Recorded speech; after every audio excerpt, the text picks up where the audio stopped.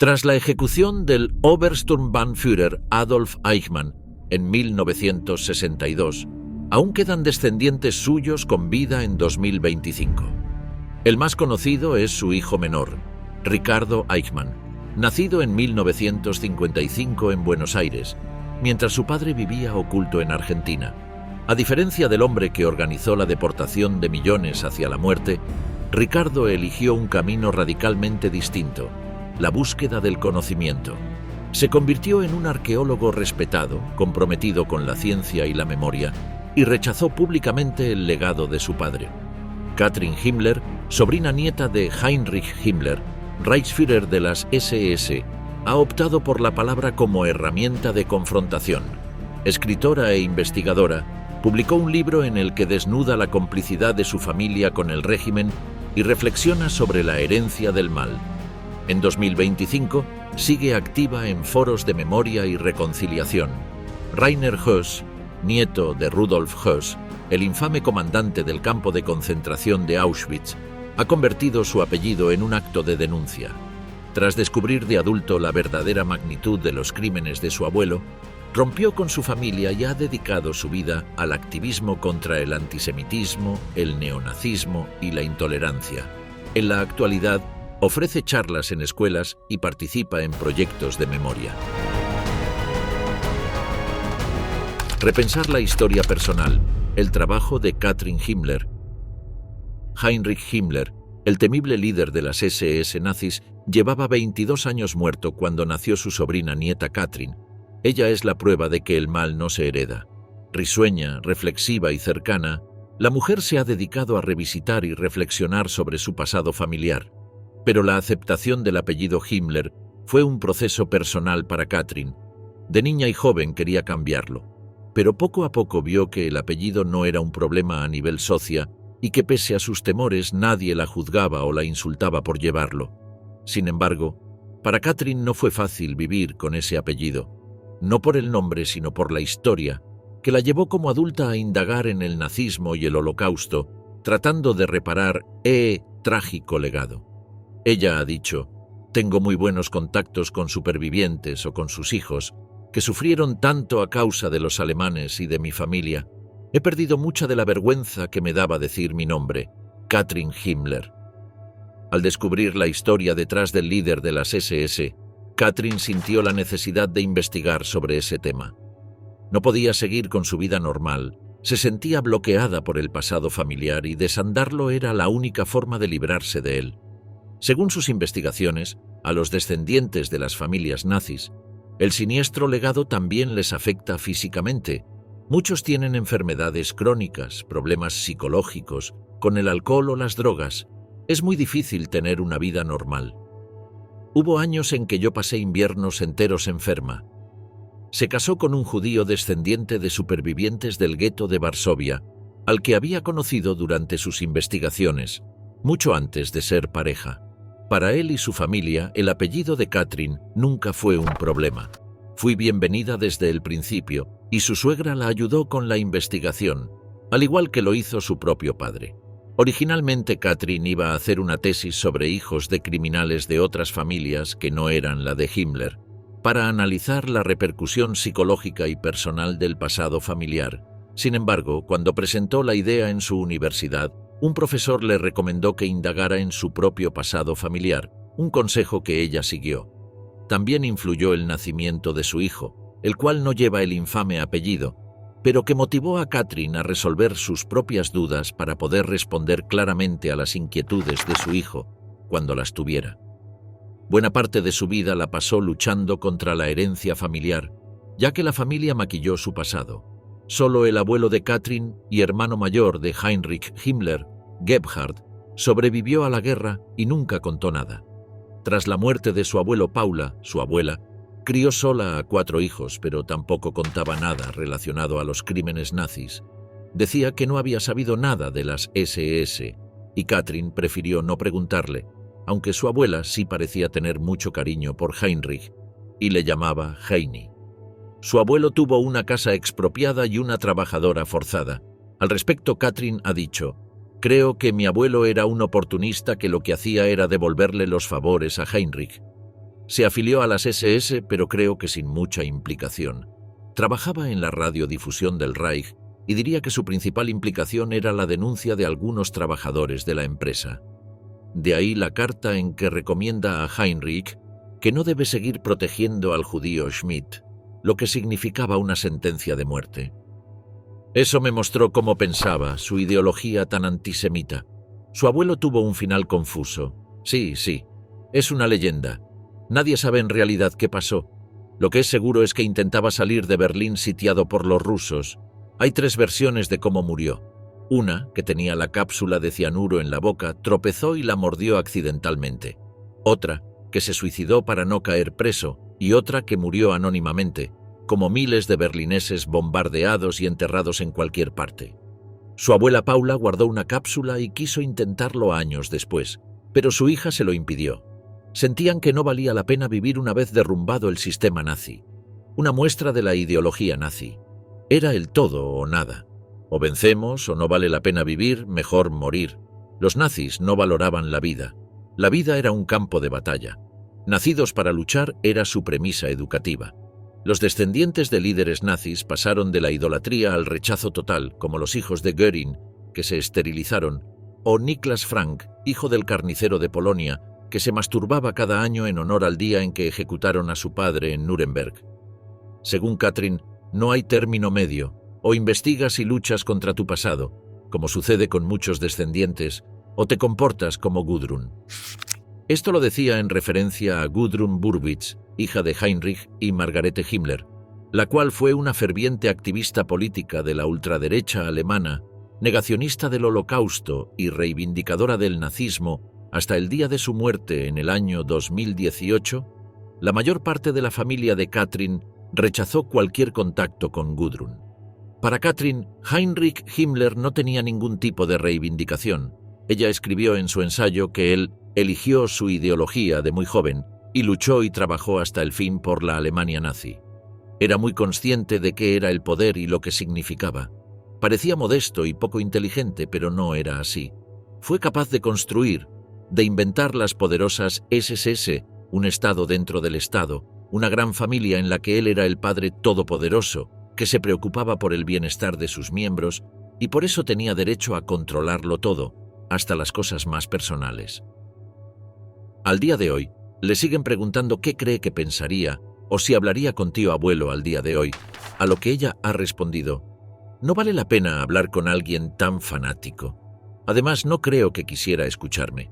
Si Heinrich reviviera y se enterara que me he casado con un judío descendiente de sobrevivientes del Holocausto, probablemente se volvería a la tumba. Herencia silenciosa. La vida de Ricardo Eichmann. En el rincón más alejado de un patio adoquinado, en la cima de una colina, tras 2 tramos de escaleras en un castillo alemán del siglo XV, un apuesto y joven profesor escribe un libro sobre arqueología iraquí en el quinto milenio A. En mayo de este año, al ser nombrado profesor de arqueología en la Universidad de Tubinga, en el suroeste de Alemania, reunió a sus alumnos y les dijo: «Soy Ricardo Eichmann. Supongo que todos conocen el significado del nombre Eichmann. Adolf Eichmann era mi padre. Si creen que eso significa que soy nazi, mejor que se vayan ya, porque les aseguro que no lo soy». Durante la mayor parte de su vida, Ricardo Eichmann vivió en un relativo anonimato. Eichmann es un nombre muy común en Alemania, y pocos habrían sospechado que este académico de voz suave es hijo del criminal de guerra nazi responsable de la deportación masiva de judíos a los campos de exterminio durante el Tercer Reich. Sin embargo, no reniega de la historia de su familia. Al respecto dijo: ¿cambiarme el nombre? ¿Qué sentido habría tenido? No puedes escapar de ti mismo ni del pasado. Ricardo Eichmann nació cerca de Buenos Aires en 1955. Su madre, Vera Eichmann, tenía 45 años. Su padre, Adolf Eichmann, alias Richard Clement, tenía 50 años. Escondiéndose de los cazadores de nazis, Adolf Eichmann cambió su nombre, pero curiosamente nunca cambió el de su esposa y sus 4 hijos. Esto condujo a su captura por los servicios secretos israelíes en 1960. Ricardo solo tenía 5 años en el momento del secuestro de su padre, y 7 cuando Adolf Eichmann se convirtió en el primer y único hombre en ser ahorcado en Israel. Al respecto, Ricardo ha contado: recuerdo que me tomó de la mano y me llevó a la parada del autobús. Recuerdo que me llevó a una tienda de dulces y me compró chocolate, y recuerdo sentarme afuera, en la escalera, todas las noches pensando: ¿cuándo volverá mi papá a casa? Pero el mes pasado, a Ricardo Eichmann le dijeron que se había equivocado en la secuencia de los hechos, que nunca solía sentarse a esperar a su padre fuera de su casa en Buenos Aires. Quizás lo hizo más tarde, en Alemania, cuando su padre fue ahorcado y aún albergaba la esperanza de regresar. El hombre que corrigió sus recuerdos de infancia fue Zvi Aharoni, el agente del servicio secreto israelí que pasó meses observando a la familia Eichmann en Buenos Aires antes de secuestrar a Adolf Eichmann, disfrazarlo con un uniforme de azafato y llevarlo a Israel. De adulto, Ricardo Eichmann se reunió con el agente del Mossad que capturó y lo llevó de incógnito a Israel. Para Ricardo fue un encuentro muy emotivo, y el agente le preguntó si sentía rencor por sus acciones, a lo que el hijo del genocida contestó: «No lo siento. Adolf Eichmann merecía ser llevado ante la justicia por lo que hizo. No estoy de acuerdo con la pena de muerte, pero entiendo por qué la aplicaron en su momento». Vera Eichmann dejó a sus 2 hijos mayores en Argentina y llevó a Ricardo y a su hermano mayor de vuelta a Alemania para que recibieran educación. El dinero escaseaba, ya que la viuda de un criminal de guerra nazi no tenía derecho a pensión, así que la familia de Vera la ayudó económicamente, pero emocionalmente Ricardo estaba solo. Sabía que mi padre había muerto, pero no sabía cómo. Mi madre guardaba todos los recortes de periódicos sobre él debajo del sofá. Me metía ahí abajo y los miraba. Entendía fragmentos, pero no la imagen completa. Cuando le preguntaba a mi madre, me ignoraba. Era un tema tabú y lo siguió siendo hasta que mi madre murió. Ricardo Eichmann no ha compartido su angustia con sus hermanos y solo se ha comunicado con uno de ellos. Ricardo se distanció de sus hermanos, especialmente de Horst. Luego de ver sus fotos vestido con el uniforme de las SS de niño, llegó a envidiar a otros niños cuyos padres habían muerto en accidentes de coche o por enfermedad, y contó que, una vez, en el colegio, la profesora de historia empezó a hablar de un examen que había hecho sobre el juicio a Eichmann. Después me llamó. Dijo que no había querido ofenderme. No se había dado cuenta de que yo estaba en clase. Recuerdo que siempre me ponía rojo como un tomate cuando mencionaban a los nazis y a los SS. Sin embargo, la realidad no era tan dura de aceptar como el no entender qué había hecho su padre. Al crecer y reconocer la historia, supo distanciarse de esos hechos. Luego de conocer la historia, comentó: «Ahora sé que el dolor proviene de no saber, por eso no temo enfrentar la verdad. Siempre quise saber. Fui a ver las órdenes de deportación escritas en blanco y negro que mi padre había firmado. Nunca quise que nadie dijera que no creía en lo que había hecho». Ricardo Eichmann también fue contactado por grupos neonazis y de ultraderecha que querían integrarlo o utilizarlo como estrategia de propaganda para sumar adeptos. Llegaron a decirle que el nazismo se llevaba en la sangre. Si bien los rechazó categóricamente, tampoco ha querido convertirse en un símbolo del revisionismo nazi, ni quiere que se escriban relatos o películas conmovedoras sobre él y su historia. Sería una afrenta a los 6 millones de muertos intentar despertar compasión por mí, dijo al respecto, aunque reconoce que su historia de vida es en gran medida un ejemplo de los pecados del padre que recaen sobre el hijo. Un ejemplo de estas consecuencias fue cuando Ricardo quería ser piloto, pero interrumpió su formación durante un simulacro de ataque químico, cuando se les pidió a los pilotos en prácticas que entraran en las cámaras Eichmann. Ricardo Eichmann abandonó la formación y comenzó sus estudios de arqueología. Eligió una carrera que utiliza objetos y artefactos antiguos para dar sentido al pasado, y argumenta que, quizás si Eichmann hubiera estado en prisión perpetua, podríamos haberlo utilizado para comprender mejor la mentalidad de los nazis, cómo y por qué cometieron esos horrores. Pero Ricardo Eichmann no quiere vivir en el pasado. Ha trabajado duro consigo mismo. Le ha dolido que su padre fuera un criminal nazi y ha seguido adelante con su vida, dedicándose a su propia carrera y a sus 2 hijos. Ha dicho que solamente habla de su padre cuando lo entrevistan, Había dejado a mi padre a un lado. Lo había superado psicológicamente, pero entonces ustedes, los periodistas, vinieron y trajeron de vuelta el fantasma de mi padre, y ahora tengo que lidiar con él de nuevo. Quizás este sea mi destino. Durante muchos años, Ricardo Eichmann guardó silencio sobre el pasado.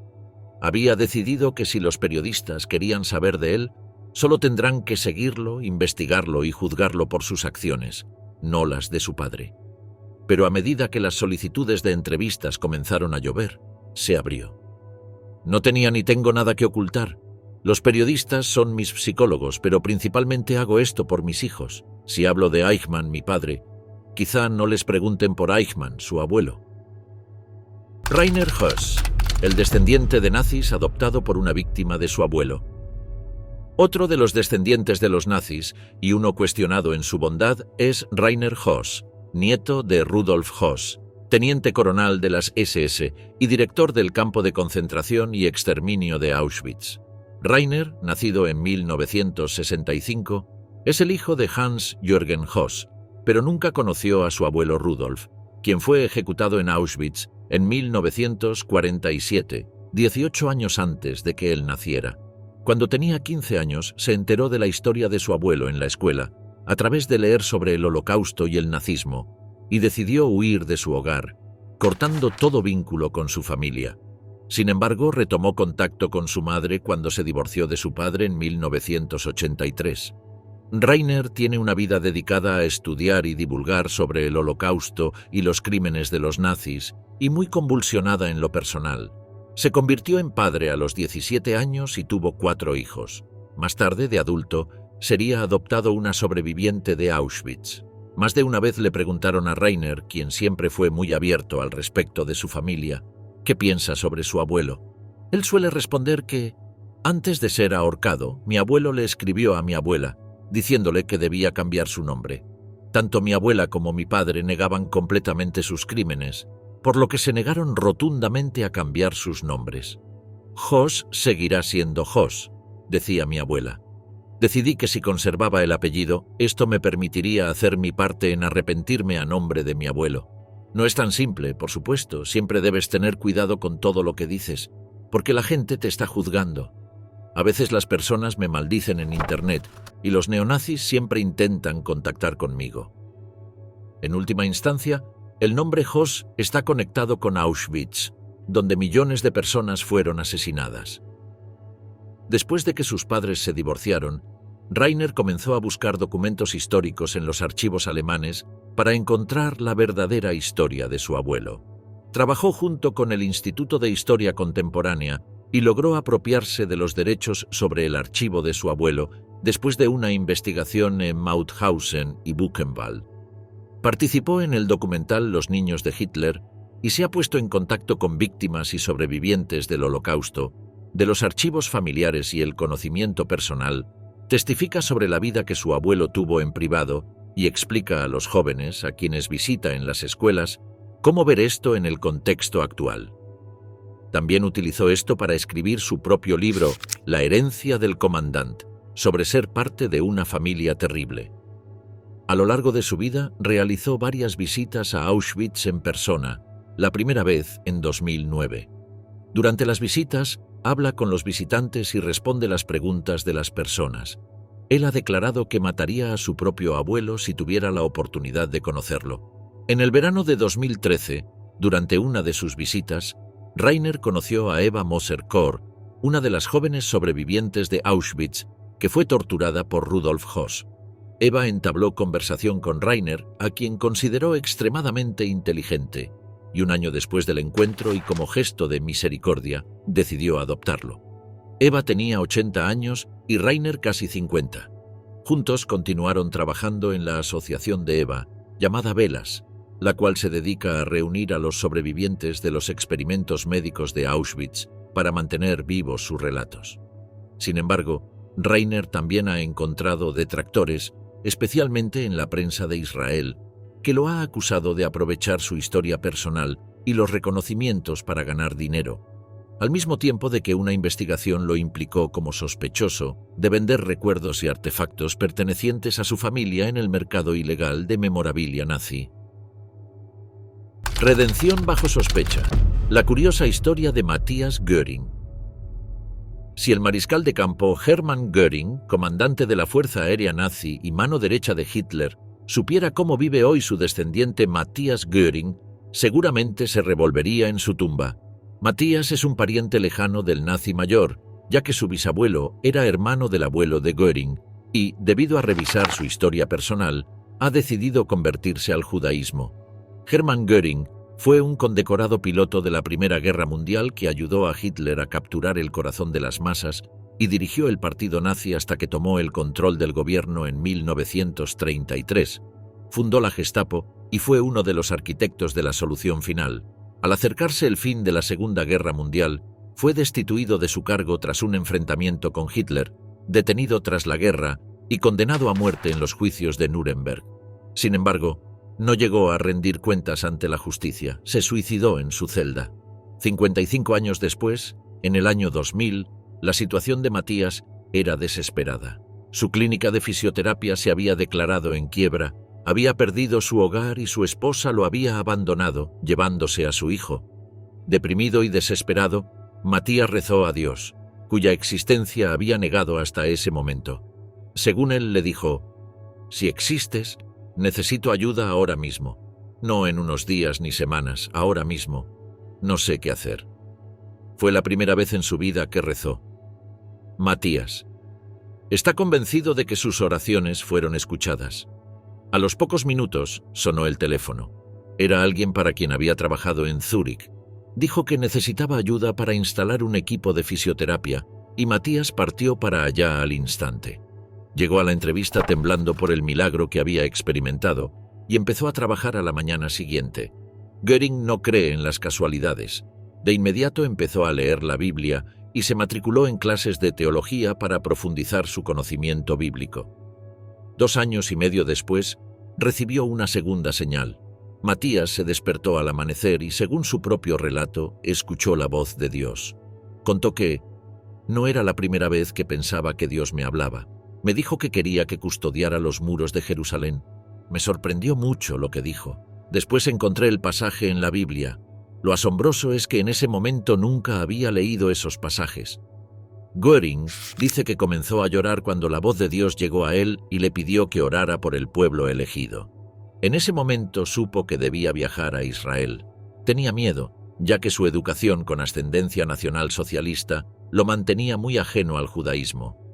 Él diría en una entrevista: «En mi familia, todos aprendimos a odiarlos, no a amarlos.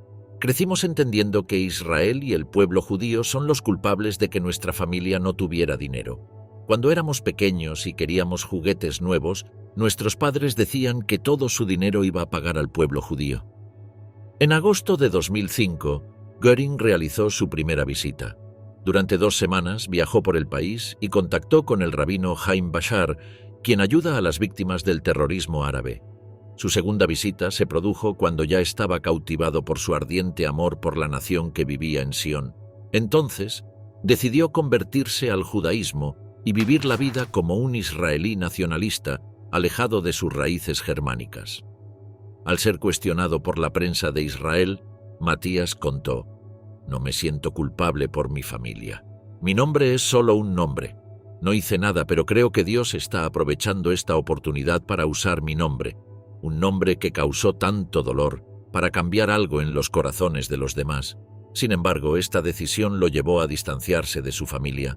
Sus hermanos creen que está loco o que tiene algún tipo de patología como delirio místico. Matthias Göring usa una gran kipá tejida incluso en Suiza.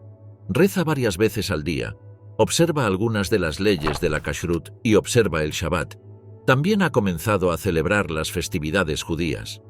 Como cualquier persona que regresa a la fe, Göring también se queja de que los israelíes deberían estar más conectados con sus raíces. Le ha dicho a periodistas de Israel: «Ojalá los judíos tuvieran tanta fe como yo. Si logré, después de 44 años de odiar al pueblo judío, cambiar por completo mi forma de ser, cualquiera puede hacerlo. Hay que sentir en el corazón lo que está escrito en la Torá». Y en otra entrevista agregó: «Le dije a Dios que si me ayudaba, haría lo que me mandara.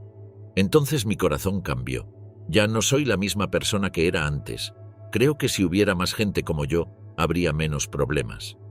En esa nota, publicada en el principal periódico israelí, Yedioth Ahronot, Göring dice: «Antes me sentía maldecido por mi nombre, ahora me siento bendecido». Volver a Auschwitz. El viaje personal de Kai, nieto de Rudolf Höss. Rainer no es el único descendiente que dejó el siniestro director de Auschwitz. Kai estaba en clase de historia de sexto grado cuando el profesor mencionó un nombre que le llamó la atención: Rudolf Höss, el hombre encargado de supervisar el centro de concentración y exterminio más grande de la Segunda Guerra Mundial, tenía su mismo apellido. Eso despertó la curiosidad del joven, ya que no era común ver su apellido escrito con la misma ortografía que aparece en su certificado de nacimiento. Pero lo que el joven nunca se esperó fue que su perspicacia lo llevara a descubrir el más terrible de los secretos familiares. Rudolf Höss, el brutal nazi, era su abuelo. Y Kai acababa de descubrir que era descendiente directo del principal arquitecto de la masacre que había aniquilado más de 1.130.000 judíos, tan solo en Auschwitz, el campo que conducía Rudolf. Para él fue impactante e increíble. Sintió que era una maldición tener de abuelo a tal monstruo. Hoy, luego de una vida que lo llevó de ser un ambicioso gerente hotelero a un pastor evangélico en su natal Alemania, Kai Höss recuerda cómo esa revelación en la adolescencia cambió su vida. Kai tuvo una buena niñez, jugando en el patio grande de la casa de sus padres, y cuenta que jamás hubo ningún tipo de mención al fascismo o a la ideología nazi en su hogar. Recuerda que, de hecho, mi padre siempre fue muy gentil, una persona muy callada. Tenías que esforzarte mucho para sacarle una sonrisa, o un sí o un no. Hacía una buena combinación con su madre, a quien describió como muy emprendedora, siempre manteniendo las buenas impresiones en el pueblo, un lugar pequeño. Kai cree que fue precisamente por la naturaleza silenciosa de su padre, Hans-Jürgen Höss, que jamás se enteró de su pasado, ni mencionó nada sobre lo que fue su niñez viviendo en la cerca exterior de un centro de exterminio como Auschwitz. Lo cierto es que, mientras se desarrolló el Holocausto, el padre de Kai era tan solo un niño de 6 o 7 años. Al respecto de esto, Kai ha contado que «Creo que solo una vez le escuché decir que recordaba algo de cuando el tío Heini, es decir, Heinrich Himmler, comandante de las fuerzas nazis, había llegado de Berlín a llevarle unos juguetes en Navidad. Esto también demuestra la cercanía que las familias de las SS tenían entre ellas. Las pocas menciones que Hans hacía a Kai sobre su abuelo tendían a ser las de un padre presente y cariñoso. Fue por eso que Kai jamás se imaginó lo que se iba a encontrar cuando comenzó a leer la copia de las memorias de su abuelo que su madre guardaba en la casa. La vida de Kai cambió para siempre. Al leer los crímenes de su abuelo, el joven quedó completamente derrumbado. Me rompió el corazón cuando leí sus declaraciones y las cosas que dice de manera tan fría y clínica, recuerda. Me inundaron emociones como vergüenza, culpa e incredulidad. Fue difícil para mí procesar que estoy relacionado con alguien que hizo algo así, y en una edad que ya en sí es difícil como lo es la adolescencia. Como si la confusión no fuera suficiente en la joven vida de Kai, al poco tiempo de conocer sobre la verdad de su familia, sus padres decidieron divorciarse. Fue un divorcio muy complicado, con órdenes de restricción y todos los dramas vinculados. Ese turbio pasado, además de una promisoria carrera en la industria hotelera, alejaron a Kai de Alemania por más de 30 años. Se casó, viajó por el mundo y vivió en Estados Unidos durante unos años, siempre evitando volver al hogar que ya no existía. Según él, tenía que ver con el divorcio de mis padres y esa falta de hogar. Tantas cosas se quemaron y la relación con mi mamá era muy difícil y yo no quería traer a mi familia a toda esta dinámica de familia rota. Durante esos 30 años, Kai nunca habló con su padre. Después del divorcio, su padre simplemente desapareció. La razón es que traicionó a su madre. Tenía una relación paralela. Hasta que un día sonó su teléfono con un número desconocido y, al atender, reconoció la voz de su padre del otro lado. Kai dice que a pesar de lo difícil que fue enterarse de lo que había ocurrido durante todo ese tiempo, el oír a su padre nuevamente fue una oportunidad que él quería aprovechar. Buscando enfrentar su pasado, Kai y su padre de 87 años, Hans-Jürgen Höss, decidieron ser parte del documental La sombra del comandante y contar su historia. En el largometraje, que se estrenó en el Festival de Cine de Sedona, los dos Hoss se enfrentan al trauma intergeneracional que causaron los actos de Rudolf cuando conocen a una de las víctimas de Auschwitz, hecho sobre el cual Kai recuerda: «Lo más poderoso para mí, lo que me tocó el corazón, fue conocer a esta mujer, a sus 90 años, que sufrió en el campo de concentración y que estuviera en nuestra casa y tomara café con nosotros y verla sonreír, darte cuenta de que hay reconciliación, entendimiento, perdón, amor. Es posible». Para el documental, Kai y Hans visitaron Auschwitz, un viaje que los embriagó de dolor, y estuvo plagado de llantos y reconocimientos al horror que Rudolf había causado en el pueblo judío. Kai dice que ya ha tenido conversaciones sobre los crímenes de su abuelo con sus dos hijos, de 12 y 7 años, y espera mantener la conversación abierta con ellos a futuro, porque cree que es importante mantener viva la experiencia del Holocausto para evitar que se repita. El fin de la historia. Los descendientes de Hitler y su pacto secreto. Cuando Adolf Hitler murió en 1945 en su búnker de Berlín, no había dejado ningún tipo de descendencia. Sin embargo, sí que tuvo una familia que arrastró ese apellido maldito, manchado por la historia y perseguido por las pesadillas de toda una generación. Hitler tuvo un medio hermano llamado Alois, como su padre, el cual contrajo matrimonio con una irlandesa de nombre Brigitte. Se conocieron en Dublín y ambos se mudaron a Inglaterra, donde alquilaron una vivienda en la zona de Toxteth de Liverpool. Allí tuvieron un hijo, William Patrick, y Alois Hitler decidió marcharse en solitario a Alemania para volver al sector de maquinillas de afeitar en el que trabajaba.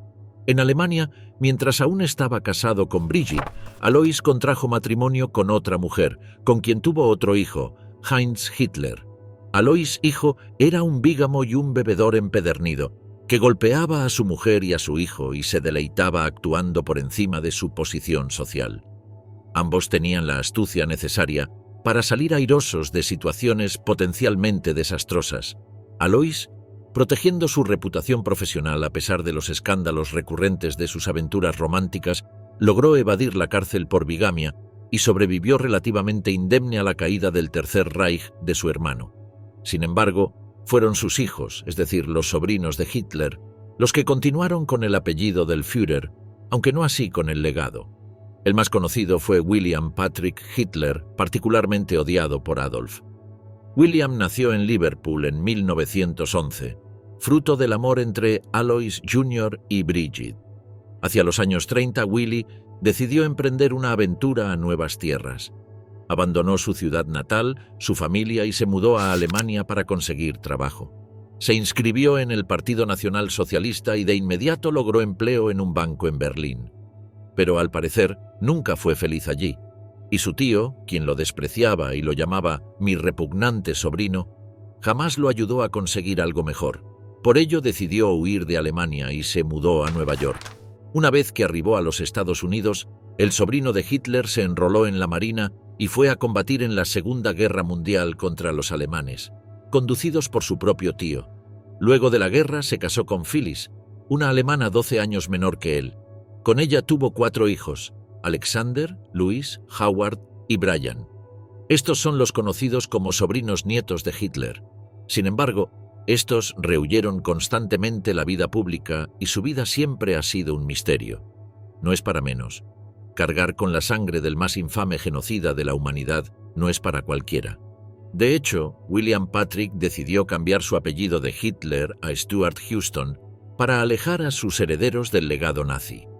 Durante décadas, los historiadores, periodistas e investigadores persiguieron a los herederos de William Patrick, pero estos lograron mantener su privacidad, al menos hasta que un periodista logró dar con Alexander, el único que decidió romper el silencio. Gardner, el periodista, comenzó su investigación luego de que una fuente cercana a la familia le dijera que los sobrinos nietos de Hitler habían hecho un pacto de no tener hijos para no continuar extendiendo la sangre del Führer. La idea de que el mal fuera una cuestión genética le pareció fascinante a Gardner y movió cielo y tierra para entrevistarse con alguno de los hijos de William Patrick. Alex vivió siempre en el anonimato, bajo un nombre que no rememora el siniestro pasado de su tío abuelo. En apariencia, nada lo une con Adolf Hitler y tampoco quiere que así sea. Sin embargo, Alexander Stuart Houston, de 68 años, fue localizado por un equipo periodístico en una pequeña ciudad llamada Patchogue, en Long Island. Es el mayor de los descendientes del genocida nazi. Cuando nació, sus padres eligieron como segundo nombre el de Adolf, pero hoy no figura en sus documentos. Para poder hablar con Alex, el periodista no comenzó la entrevista hablándole del Führer, sino que le dijo que quería discutir política alemana contemporánea, a lo que el sobrino nieto de Hitler aceptó. En el porche de entrada de su casa, Alexander finalmente, luego de décadas de silencio absoluto, estuvo de acuerdo en intercambiar conceptos. Sus hermanos Brian y Louis viven cerca de él, a pocas casas, pero no quieren saber nada con la prensa. Howard, el menor, falleció durante un accidente. La entrevista fue breve y dijo que Angela Merkel, canciller alemana de la época, le gustaba. Le parecía una persona inteligente y buena y que tenía su apoyo personal. Por otra parte, se dedicó a cuestionar al presidente estadounidense Donald Trump, a quien calificó de mentiroso. Cuando le preguntaron si le gustaba el estilo de liderazgo de Trump, respondió: «Es la última persona que diría que admiro. Definitivamente no es uno de mis favoritos. No me gustan los mentirosos». Alexander nunca respondió sobre el supuesto pacto entre sus hermanos para terminar con la herencia de Hitler, aunque, si bien él se casó, no tuvo hijos, y ningún registro demuestra que sus hermanos hayan tenido familia. Los sobrinos nietos de Hitler no hacen gala ni de honor ni de una gran deshonra en su propia historia, pero eligieron el sacrificio. Esta elección, sin embargo, no ha sido fácil. Vivir con la decisión de no continuar con la familia, de no tener la posibilidad de redimirse a través de futuras generaciones, ha sido un peso más que estos descendientes han tenido que soportar. A pesar de ello, han mantenido su compromiso, viendo en él la única forma de liberarse de la sombra de Hitler. Por negocios y placer, los bungalows de la familia Bremer. Les Rotes se sitúa en la parte sur de la localidad costera de Denia, salpicada por calas de agua transparente que contrastan con un paisaje agreste, rocoso. Esta zona del municipio alberga algunas de las villas más lujosas de toda el litoral alicantino y es perfecta para un eremita o un prófugo. La dispersión de sus viviendas permite el preciado anonimato. De sus bondades quiso disfrutar el oficial de las SS, Gerhard Bremer, cuando, en la década de los 50, fundó unos apartamentos a su nombre y eligió este rincón del mapa para retirarse plácidamente tras los brutales crímenes cometidos al servicio del régimen nazi. Bremer participó en la invasión de Polonia, los Balcanes y Francia y lideró la toma de Mariupol, lo que le valió ser condecorado por Adolf Hitler con la Cruz de Caballero. Aún hoy sus apartamentos siguen en pie y son parte del acervo familiar que heredaron sus esquivos descendientes, quienes han logrado mantener el anonimato. Quienes sí han dado información sobre el macabro carácter de los descendientes de Bremer fueron los vecinos de Denia, ya que los sufrieron al menos hasta la década de los 80. Carla Gómez, la actual administradora del barrio donde están los bungalows de Bremer, recuerda que su padre detestaba a los alemanes. Mi padre presentaba denuncias por irregularidades arquitectónicas, por construir sin licencia y cosas así, por amenazas. Bueno, hubo de todo. También recuerda que la familia de Bremer amenazaba a los vecinos. Aprovechando que España vivía bajo la dictadura de Francisco Franco, nosotros teníamos el camping y, claro, siempre queríamos silencio, pero allí hacían fiestas. Nosotros protestábamos y entonces te amenazaban. «Tú no eres nadie», nos decían. Aquí mandaban ellos porque estaba Franco, aseguraba. El dictador español le había otorgado a Bremer una concesión de 100 años para disfrutar de todo el terreno que linda con el mar, y en ese espacio existía también un embarcadero privado. De acuerdo al relato de Carla, los Bremer tenían barcas y 2 torres de vigilancia que vigilaban el complejo, y por la noche desembarcaban alemanes que estaban huyendo y los refugiaron ahí, y ahí no entraba nadie. Nosotros éramos jovencitos y a veces nos escabullimos y entrábamos, y nos recibían a pedradas. Hombres, mujeres y niños alemanes nos decían: «Esto está prohibido, no entres». Pero nosotros les respondíamos que el mar es de todos. El negocio del nazi, reconvertido en empresario, era próspero y sonado. Sus chalets siempre estaban llenos. Bremer, que se había refugiado en España con su esposa y su hijo Gerd, brindaba fiestas y un espacio de opulencia para los nazis refugiados, nobles vinculados al fascismo y gente cercana a Franco. El negocio iba bien y logró contratar una banda a tiempo completo, al igual que un equipo de cocina. En cuanto a lo que sucedía detrás de aquellos muros, el actual alcalde dianense recuerda haber visto elementos de memorabilia nazi, artefactos, banderas y algunas fotografías de Hitler con Bremer, además de otros líderes destacados del nazismo. El lugar era un pequeño santuario. Sin embargo, lo que más le llamó la atención es que, luego de la muerte de Franco, las fiestas de la opulencia fascista continuaron en plena democracia. Lo lamentable es que, muerto el dictador, la banda continuó yendo 4 o 5 años más, recordaba el alcalde. Si bien al día de hoy la familia Bremer se desprendió de los apartamentos de verano en Denia, desde el 89, en que Gerhard murió, estuvieron en manos de su hijo, Gerd, actualmente conocido como Gerardo. El único heredero vivo del oficial nazi los vendió hace pocos años, pero él aún vive en Denia, así que la prensa se lanzó en su búsqueda. Durante un tiempo, Bremer tuvo una cervecería alemana en el centro del pueblo, pero también abandonó ese rubro y el local ahora es un restaurante mexicano. Aunque la historia del local no es interesante, ese dato le permitió a los periodistas españoles ubicar al heredero vivo del brutal nazi a través de su teléfono. Pero Gerardo Bremer no pudo ser ubicado. No solo no atendió a los llamados de la prensa ni contestó los mensajes que le enviaban, sino que durante un tiempo se alejó del barrio en el que vivía, para no cruzarse con ningún fisgón que quisiera indagar en su familia, su pasado o su estilo de vida. Sus vecinos, no obstante, dijeron que el hombre estaba muy integrado a la comunidad de Denia, que no mostraba ningún comportamiento extraño y que jamás lo hubieran relacionado como hijo de un macabro asesino. El candidato. La historia de José Antonio Cast, candidato a presidente hijo de un soldado nazi. José Antonio Cast es un reconocido político chileno que saltó a la fama internacional cuando se candidateó para la presidencia del país latinoamericano en 2021 y alcanzó el 44% de los votos en la segunda vuelta, cuando perdió frente a Gabriel Boric, actual presidente del país. Siempre se supo que Cast, de 59 años, tenía ascendencia alemana, y aunque sea un representante de la derecha, ningún chileno se imaginaba que realmente era hijo de un nazi condenado.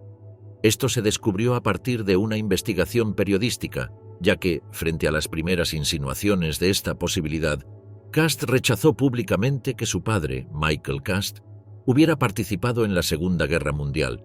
Sin embargo, el gobierno de Alemania lo desmintió. En respuesta a un pedido de información pública por parte de periodistas chilenos, funcionarios alemanes confirmaron que un documento de identidad en el Archivo Federal del país muestra que un joven de 18 años llamado Michael Cast se unió al Partido Nacional Socialista Obrero Alemán, o NSDAP, en septiembre de 1942, en el apogeo de la guerra de Hitler contra la Unión Soviética. Aunque en ese momento el Archivo Federal no pudo confirmar si Cast era el padre del candidato presidencial, la fecha y el lugar de nacimiento que figuran en la tarjeta coinciden con los del padre de Cast, quien murió en 2014. Una copia de la cédula de identidad, identificada con el número de miembro 9.271.831, fue publicada previamente en las redes sociales el 1 de diciembre por el periodista chileno Mauricio Weibel. Lo que lanzó una sombra de duda sobre esta historia es que se hizo pública durante la campaña presidencial de Cast, lo cual llevó a que la denuncia entrara en el terreno de la disputa política. Mientras la gente de Boric acusaba al derechista de querer infiltrar a Chile con el nazismo, Cast desmentía la supuesta historia falsa sobre su padre, aunque reivindicaba a otros dictadores, como Pinochet. José Antonio Cast es un ferviente católico romano, padre de 9 hijos, y tiene profundos vínculos familiares y políticos con la dictadura militar del general Augusto Pinochet, que llegó al poder tras un golpe de Estado en 1973 y que dejó un saldo de más de 3.200 muertos y 1.162 desaparecidos. Su hermano, Miguel Cast Rist, se desempeñó como presidente del Banco Central del dictador. Si estuviera vivo, habría votado por mí, dijo Cast sobre Pinochet durante la campaña de 2017, en la que obtuvo solo el 8% de los votos. Más allá de su sesgo derechista, Cast logró ganarse el apoyo de los votantes de clase media, preocupados por la posibilidad de que Boric perturbara 3 décadas de estabilidad económica y política que han convertido a Chile en la envidia de muchos en Latinoamérica. Por eso, cuando la noticia sobre el vínculo de su padre con el nazismo salió a la luz, Cast la volvió a rechazar con enojo, negando que Michael fuera un partidario del movimiento nazi y describiéndolo, en cambio, como un recluta forzado en el ejército alemán. Cuando hay una guerra y el alistamiento militar es obligatorio, un joven de 17 o 18 años no tiene la opción de decir «no voy», porque será sometido a consejo de guerra y asesinado a tiros al día siguiente, dijo. No hay pruebas de que Cast padre participara en atrocidades de guerra como el intento de exterminio de los judíos europeos, pero si bien el servicio militar era obligatorio, la afiliación al partido nazi era voluntaria, pero aún así fue un ferviente nazi. Desde 1944, Michael Cast se enfrentó a las tropas estadounidenses en las cercanías de Trento, Italia. Tras la rendición alemana, Cast se entregó a las tropas aliadas. Sin embargo, días después logró escapar saltando desde el segundo piso de la escuela en donde estaba prisionero. Logró cruzar los Alpes escondiéndose durante el día y caminando unos 30 kilómetros cada noche hasta llegar a su pueblo natal de Oberstaufen, en Baviera. Allí conoció a María Crescencia Olga Rist, con quien se casó ese mismo año. 2 de sus hijos, Michael y Bárbara, nacieron en la Alemania ocupada, antes de que la familia emigrara progresivamente a Sudamérica. Luego de una breve estadía en Argentina, Michael Cast logró asentarse en Paine, al sur de Santiago de Chile, donde se desarrolló como pequeño agricultor, criador de pollos y fabricante de cecinas. A mediados de los años 1950, el resto de su familia logró emigrar a Chile. En 1962 instalaron un pequeño local de venta de cecinas y sándwiches llamado Bavaria, en honor a su tierra natal, al costado de la carretera panamericana. El negocio logró expandirse rápidamente en los años siguientes. Esto le permitió a Michael Hontoror, ahora Miguel, y a José Antonio estudiar sus carreras e involucrarse en la política chilena. Aunque Miguel falleció en 1983, José Antonio continúa aspirando a convertirse en líder del país latinoamericano. La descendiente perseguida por cazanazis. Waltraud Boxer, hija del Doctor Muerte. Durante el año 2006, Waltraud Boxer, una mujer en el sur de Chile, huía de la prensa. Pocos días antes, según su testimonio, había visto por primera vez el rostro de su padre. Aparecía en una fotografía en el diario. Era Aribert Heim, exoficial del cuerpo de élite de los nazis, las SS, y prófugo desde hacía más de 40 años. Simon Wiesenthal, el famoso cazanazis que sobrevivió a los campos de concentración del Tercer Reich, lo había bautizado Doctor Muerte. La prensa, la policía y la Fundación Wiesenthal, creada especialmente para la persecución de criminales nazis, se agolparon ante la puerta de Boxer, la hija, en la ciudad de Puerto Montt, en el sur de Chile, siguiendo la última pista de una investigación que se arrastraba sin éxito por décadas. Detenido y liberado al final de la Segunda Guerra Mundial, el Dr. Heim había desaparecido en 1962, cuando los sobrevivientes del campo de concentración Mauthausen comenzaron a hablar de las atrocidades allí cometidas. Heim había estado asignado durante varias semanas a Mauthausen, en Austria, el campo donde el régimen nazi destinaba a los enemigos incorregibles del Tercer Reich, principalmente prisioneros políticos y judíos. Se lo acusaba de coleccionar cráneos e inyectar benzina en el corazón de sus víctimas. Tras la guerra, los sobrevivientes de Mauthausen declararon ante la policía y la justicia las atrocidades que se imputaban al Doctor Muerte, aunque el hombre siempre negó todos los cargos. Heim fue juzgado en ausencia en Alemania en 1979. El ex-SS, que incluso había recibido la Cruz de Hierro de las manos de Hitler, se había fugado de Alemania 17 años antes. Se lo buscó siguiendo pistas falsas o incompletas en Austria, Suiza, Venezuela y con gran despliegue de prensa en la isla española de Ibiza en 2005. Fue en esa época en que las esperanzas de encontrarlo a él y otros prófugos nazis empezaban a desaparecer cuando surgió la pista de la hija en Chile. El director del Centro Wiesenthal en Israel, Efraim Zurov, viajó desde Jerusalén hasta Chile para tratar de entrevistar a Waltraud personalmente. No quería hablar conmigo, me pedía que la dejara en paz, recordó en un reportaje para la BBC. Tras un intenso asedio, un equipo de televisión alemán consiguió las declaraciones de Bösser. Los periodistas le cerraron el paso en una calle sin salida y allí Waltraud bajó la ventanilla y les dijo: «Pueden seguirme para siempre. Nunca encontrarán a mi padre porque no lo conozco». Era efectivamente Waltraud Heim. La propia Bösser, que todavía se niega a hablar con la prensa, contó por primera vez parte de su historia a la periodista alemana Suadme Kenneth y a su colega estadounidense Nicholas Kulisch, coautores del libro sobre la fuga de Heim, el nazi eterno. Después de 5 años y medio de investigación, lograron reunirse con ella tras un enorme trabajo de convencimiento. Igual que otros, ella fue parte de las personas que resultaron arrastradas en la búsqueda de Heim, por lo que se sintió muy acosada y perseguida sin motivo. Waltraud Bösser nació en julio de 1942, en medio de la Segunda Guerra Mundial, cuando sus padres ya estaban separados. Heim solo firmó el acta de nacimiento. El régimen nazi desplegaba su poder en Europa y el doctor ya trabajaba en el temido campo de concentración de Mauthausen. La niña creció en la Europa de posguerra, en una ciudad austríaca de montaña, convencida de que su padre había muerto. Esquiaba desde los 5 años, es alta y atlética, y según los autores del libro, que lograron verla, tiene un gran parecido físico con su padre. Según Waltraud, ella nunca conoció a su padre, ya que su madre le dijo que había muerto y ella lo creyó. Lo mismo le dijo la Cruz Roja en Múnich. En algún momento, motivada por su propia búsqueda personal, fue a la casa de su abuela, la madre de Heim, que le reiteró que estaba muerto, lo que era obviamente mentira. Heim estaba vivo y de hecho vivió en Alemania tras la guerra, en un barrio muy agradable. Se había casado y era padre de otros 2 hijos.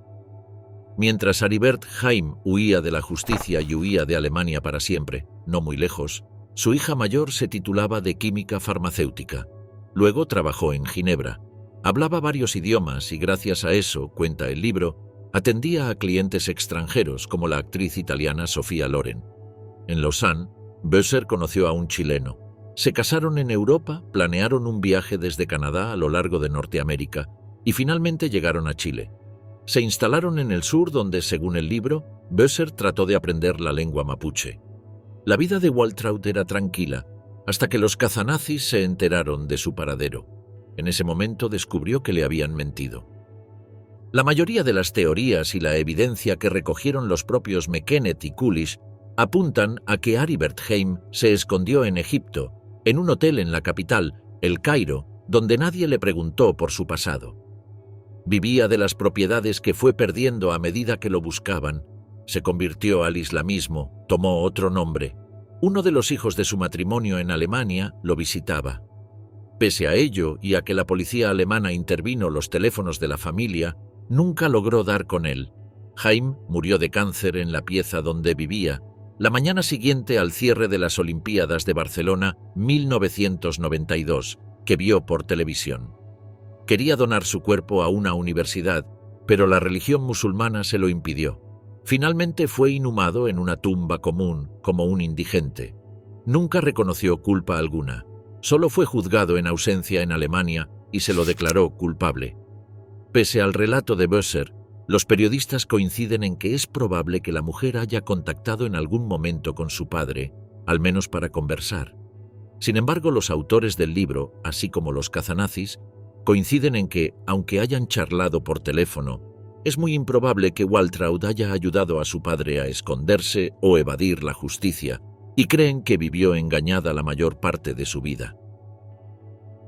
Mi abuelo me hubiera disparado. Jennifer Teague, la nieta nigeriana de Amon Goth. A los 38 años, Jennifer Teague, una alemana negra, descubrió que su abuelo era Amon Goth, comandante del campo de concentración de Plaszow, y figura que saltó a la fama como el villano en el film La lista de Schindler. De 1,80 m de altura, birracial y de habla alemana, Jennifer Tisch era notablemente diferente de otros estudiantes de la Universidad de Tel Aviv a principios de los 90. Jennifer misma aún no sabía cuán diferente era en realidad. Pronto descubriría que era la nieta de un asesino en masa nazi. Los primeros años de Jennifer Tisch fueron duros y difíciles.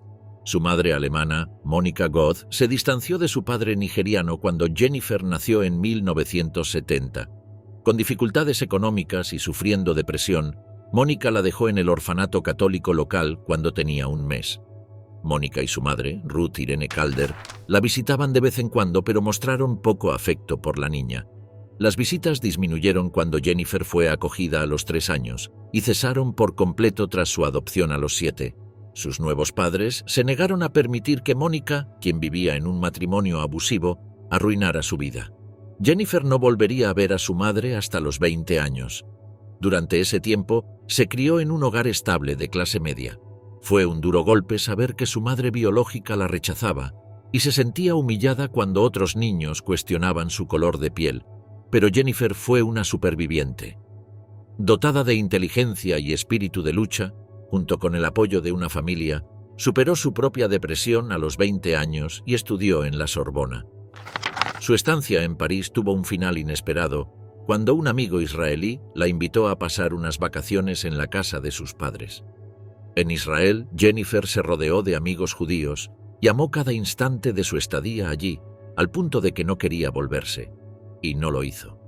En lo que ella llamó un capricho del destino, se quedó dormida la mañana de su regreso y perdió el avión. Una cosa llevó a la otra y, con un novio israelí de por medio, decidió quedarse en Israel. Pasó los siguientes 4 años en la Universidad de Tel Aviv, donde se licenció en estudios de Oriente Medio y África, además de dominar el hebreo. Por supuesto, Jennifer conocía la historia del Holocausto y de la Alemania de primera mitad del siglo XX. Pero aún así, no esperaba lo que estaba por llegar a su vida. Cuando se estrenó en Israel la película La lista de Schindler, Jennifer fue a verla con sus amigos y pareja. Ella recuerda: fue impactante, horrorosa, pero me identifiqué con ella como persona, no como alemana. Jennifer no tenía idea de que el archienemigo de la historia, Amon Goth, el carnicero de Plaszow, estaba relacionado con ella. Jennifer llevaba el apellido de sus padres adoptivos y no tenía motivos para sospechar nada. Sin embargo, más de una década después, Jennifer Tisch vivía una vida plena y gratificante en Hamburgo, con un esposo devoto, 2 hijos pequeños y un buen trabajo. A los 38 años, mientras hojeaba una gran biblioteca en su ciudad natal, el destino la llevó a que la verdad se revelara adelante de sus ojos. Jennifer se sintió atraída por un delgado libro rojo con un título extraño. «Tengo que amar a mi padre, ¿verdad?». Sin saber por qué, el libro le llamó la atención. Tras hojear sus páginas, Jennifer obtuvo la respuesta. El libro había sido coescrito por la hija de uno de los asesinos más infames de la Alemania nazi, Amon Goth, el comandante del campo de concentración de Plaszow, el villano de la lista de Schindler que la había horrorizado. Jennifer consultó la biografía de la mujer al final del libro y sus peores temores se confirmaron. La autora era su madre biológica, Monika Herwig, hija biológica del nazi, y el libro era un viaje personal para reconciliarse con este hecho. Jennifer quedó choqueada. Amon Goth era su abuelo, un abuelo que era un monstruo atroz. Más tarde ese mismo día, la televisión alemana transmitió un documental de PBS titulado Herencia, que presentaba a Mónica y Helen Jonas Rosenzweig, una criada judía sometida a la barbarie de Goethe. Era demasiado para procesar y las emociones de Jennifer se bloquearon.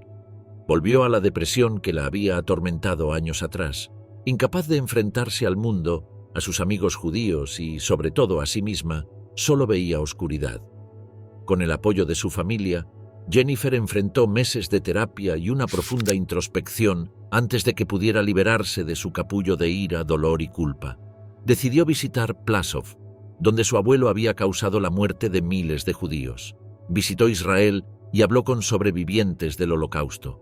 Visitó a su madre, de quien había estado distanciada durante tanto tiempo, y escuchó la amarga verdad sobre su abuela, Ruth Irene Calder, quien era la amante de Goethe en su villa de Plaszow. Ella negó constantemente las malas acciones de Goethe hasta sus últimos días.